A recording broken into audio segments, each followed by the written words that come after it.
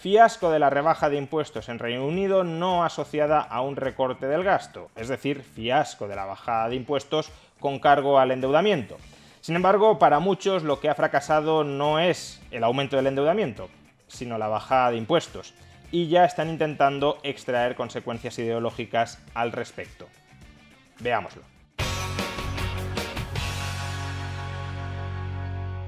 El nuevo gobierno británico de Liz Truss ha tenido que dar marcha atrás en su prometida rebaja del impuesto sobre la renta de las personas físicas, mediante la cual eliminaba el tramo máximo de ese impuesto. Pasaba del 45% al 40%.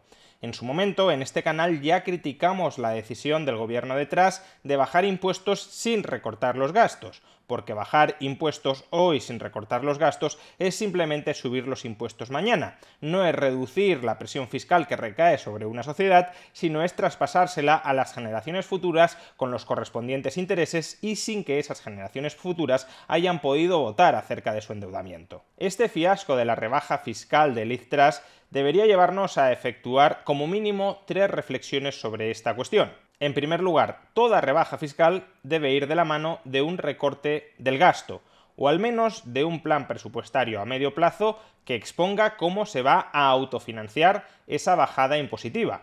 A lo mejor en algunos casos no hace falta recortar el gasto, sino únicamente congelarlo y que gracias a un crecimiento económico más o menos conservador, en el futuro se consigan cuadrar las cuentas. Pero en todo caso tiene que haber una previsión rigurosa de cómo se va a financiar estructuralmente esa bajada de impuestos. Y una estimación rigurosa de cómo cuadrar las cuentas con la bajada de impuestos no significa apelar genéricamente al Laffer, no significa decir que toda rebaja de impuestos se autofinancia porque genera más recaudación de la que se pierde bajando los impuestos. Esto es simplemente un pésimo argumento, es economía vudú. Una cosa es que bajar impuestos estimule el crecimiento y ese mayor crecimiento incremente la recaudación. Pero el incremento de la recaudación que consiga el crecimiento extra que derive de la bajada de impuestos no tiene por qué compensar la recaudación que se pierde originalmente por haber bajado los impuestos. En algunos casos podrá suceder, en otros casos y normalmente no sucederá. La curva de Laffer únicamente aplica cuando tenemos tipos impositivos mucho más altos de los que actualmente tenemos. Si tuviéramos un tipo impositivo medio sobre la renta del 99%, pues evidentemente recaudaríamos más con un 90% o con un 85% o con un 80% que con un 99%, porque la gente, si le quitaras el 99% de lo que gana, dejaría de trabajar o trabajaría lo absolutamente indispensable.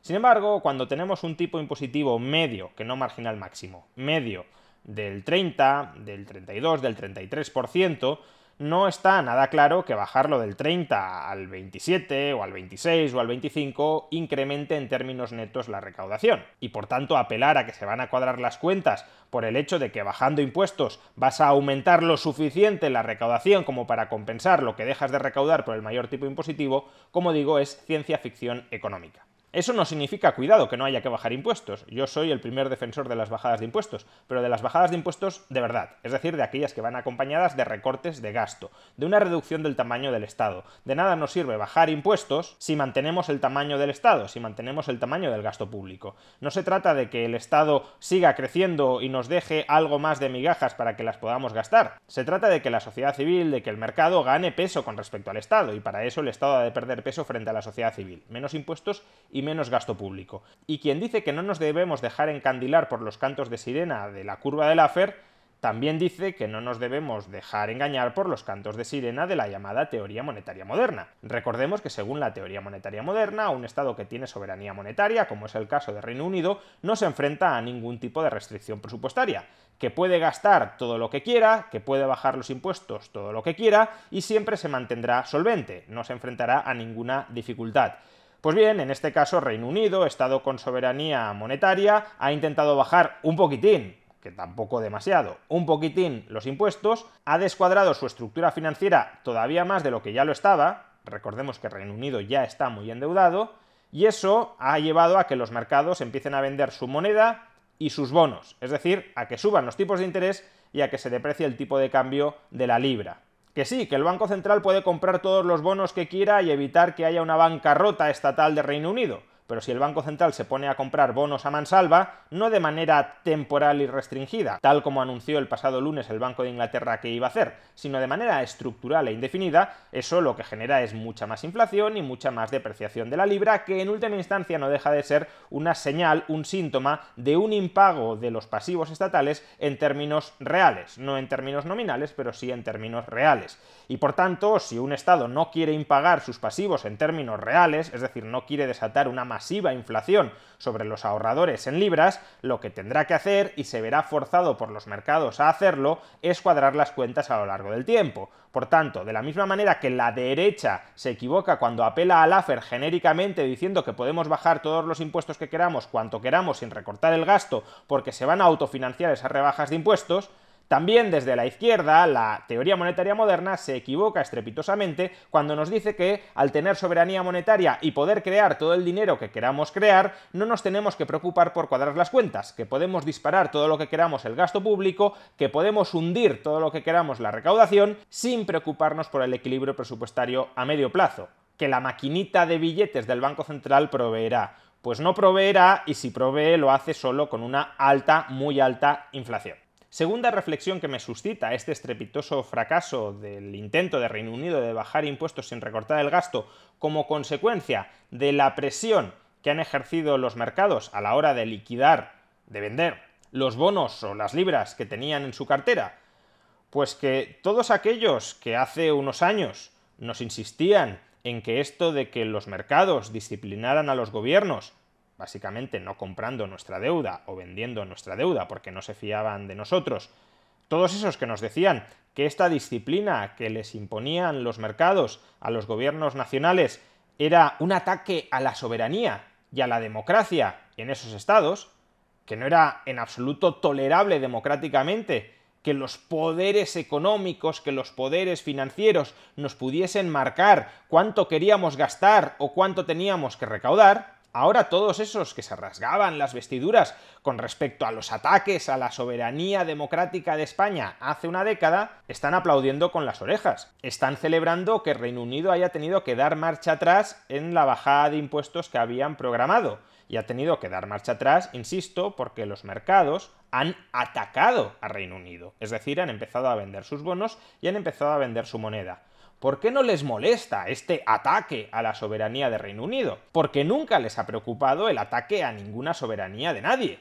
Lo que les molestaba ideológicamente a estas personas que hoy celebran el fracaso de la bajada de impuestos en Reino Unido como consecuencia del ataque de los mercados, lo que les preocupaba hace una década es que tuviésemos que recortar el gasto público, y vestían esos necesarios recortes financieros de gasto público para cuadrar las cuentas, vestían esa necesidad de recortes como un ataque a la sacrosanta soberanía de España. Ahora, en cambio, cuando lo que se frustra es una bajada de impuestos a los ricos que no les gusta, entonces ya no están diciendo que aquí hay un ataque inaceptable de los mercados a la soberanía de Reino Unido. Están diciendo que gracias, señores mercados, por haber impedido que Reino Unido acometa la barbaridad de bajar impuestos a las rentas más altas. Es decir, se instrumentaliza el discurso ideológico a absoluta conveniencia. No hay una coherencia ni hay unos principios que estructuren el argumento. Simplemente tenemos un objetivo en mente, queremos que el Estado crezca más, queremos que parasite mucho más a la sociedad civil, y se retuercen los argumentos tanto como sea necesario para que encajen a ese mensaje prefabricado. Nótese la diferencia con lo que intentamos hacer algunos. Yo también tengo un objetivo muy claro, que es reducir el tamaño del Estado, pero soy consciente de que no cualquier camino vale para ese fin, no cualquier argumento vale para ese fin. Por ejemplo, yo no he abrazado esta rebaja de impuestos en Reino Unido porque era una rebaja de impuestos fraudulenta, era una rebaja de impuestos que iba asociada a un incremento del endeudamiento de Reino Unido en un momento en el que además el endeudamiento público no tiene que aumentar porque estamos padeciendo una alta inflación, y más endeudamiento público significa cebar todavía más la inflación. Ahora bien, si yo utilizara la misma táctica incoherente absolutamente que utilizan muchos de estos señores, que tienen como propósito incrementar el tamaño del sector público, lo que debería haber dicho es: fantástica la rebaja de impuestos en el Reino Unido, y cualquier ataque que se dirija contra la misma son intereses espurios que intentan frustrarla. No, en este caso existían buenos argumentos para criticar esta bajada de impuestos fraudulenta, y por tanto yo defiendo bajadas de impuestos, pero coherentes, razonables, es decir, que vayan asociadas a recortes de gasto. Y si estos señores que tanto se preocupaban por la soberanía de España ante el ataque antidemocrático de los mercados fueran coherentes, lo que deberían estar diciendo ahora mismo es: yo no apoyo la rebaja de impuestos en Reino Unido, pero me parece inaceptable que los mercados le hayan doblado el pulso al gobierno inglés. No les escucharán decir absolutamente nada de eso. Y por último y tercera reflexión sobre estrategia comunicativa o estrategia política liberal. Si no tienes la capacidad política, la capacidad financiera, la capacidad económica o la capacidad social ideológica para bajar impuestos, no intentes rebajas de impuestos fraudulentas, porque entonces discursivamente se van a volver contra ti. Ahora que el gobierno británico ha tenido que dar marcha atrás en su proyecto, dentro del imaginario colectivo lo que va a quedar es que las bajadas de impuestos son un fracaso, porque el gobierno británico ha intentado bajar impuestos y al intentarlo ha depreciado la libra. Es decir, que bajar impuestos empobrece a una nación. Por ejemplo, esto es lo que ha escrito Antonio Maestre en Twitter, que yo creo que recoge más o menos el sentir de parte de la izquierda antiliberal tuitera de España y probablemente también de más allá de España.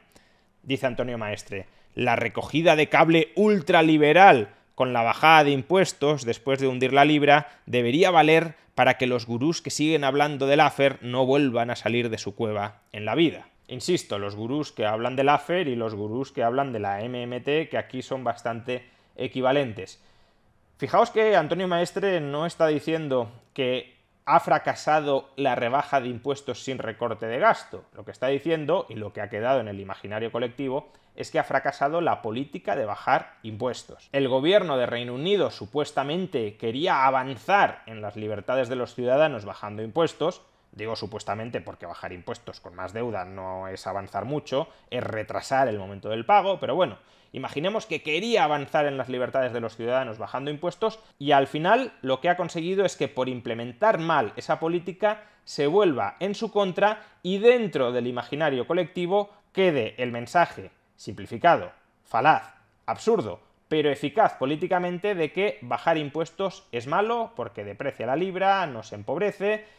Y al final incluso sus defensores tienen que dar marcha atrás unos días después de haberlo anunciado. En definitiva, el episodio de la frustrada bajada de impuestos en Reino Unido ilustra la podredumbre de gran parte del discurso ideológico de izquierda y de derecha de este país. La derecha, por sumarse al carro de una bajada de impuestos, de cualquier manera, sea como sea, teniendo financiación para ella, no teniéndola, recortando el gasto o multiplicándolo como también hacía Liz Truss, daba igual. Lo importante es que se bajaban impuestos. Cómo se vaya a pagar eso a medio o largo plazo no nos importa porque estábamos consiguiendo una pequeñita victoria en una batallita política determinada. Conseguíamos ahora bajar impuestos un poquito. Eso la derecha. Claro, ahora se ha estrellado y la derecha se ha quedado sin discurso. Bajar impuestos es positivo para la economía. Ya ha quedado en el imaginario colectivo de Reino Unido y en parte del resto de Europa que no, que bajar impuestos nos empobrece. Ahí tenemos el fracaso inglés. Y la izquierda lo mismo. La izquierda nos llevaba años diciendo que era inadmisible que los mercados atacaran la soberanía de un país y ahora que la han atacado todos callados porque se ha conseguido frustrar una rebaja de impuestos que no les gustaba. Y dentro de la izquierda la teoría monetaria moderna diciéndonos que un gobierno no se enfrentaba nunca a restricciones presupuestarias si tenía soberanía monetaria, que podía incurrir en todos los déficits que quisiera porque para eso estaba el Banco Central, para darle respaldo. Y con lo que nos hemos encontrado es que Reino Unido ha intentado bajar un poquito los impuestos, los mercados se han puesto nerviosos y como tenemos una muy alta inflación, en parte como consecuencia de políticas inspiradas en la teoría monetaria moderna, pues entonces no se pueden seguir comprando bonos a mansalva y si no se pueden seguir comprando bonos a mansalva porque ya tenemos la inflación disparada, ¿qué sucede si se venden bonos y el Banco Central no entra a comprar bonos por la alta inflación? Pues que el tipo de interés se dispara, como se disparó en Reino Unido, y coloca contra las cuerdas al gobierno inglés. ¿Están diciendo ahora los teóricos de la teoría monetaria moderna? Hombre, pues quizá nos hemos equivocado, quizá Reino Unido ilustra que hemos fracasado en nuestros pronósticos y en nuestras prescripciones de que un gobierno se puede endeudar todo lo que quiera sin restricciones presupuestarias y sin consecuencias inflacionistas de ningún tipo. Pues no, están ahí calladitos, escondidos y nadie les está atacando, porque como forma parte de la misma tribu ideológica que ahora mismo está envalentonada porque cree que ha ganado en la batallita política fiscal de Reino Unido, es decir, la izquierda, pues como forman parte de ese grupo ideológico, se esconden detrás de las izquierdas victoriosas, hemos conseguido frustrar una bajada de impuestos y nadie se acuerda de ellos, pero ellos también han fracasado teórica o ideológicamente en este episodio. En definitiva, bajadas de impuestos sí, pero con recortes de gasto también, de manera imprescindible, y fuera populismos políticos y discursivos de derechas y de izquierdas. Son la ruina económica e intelectual de un país.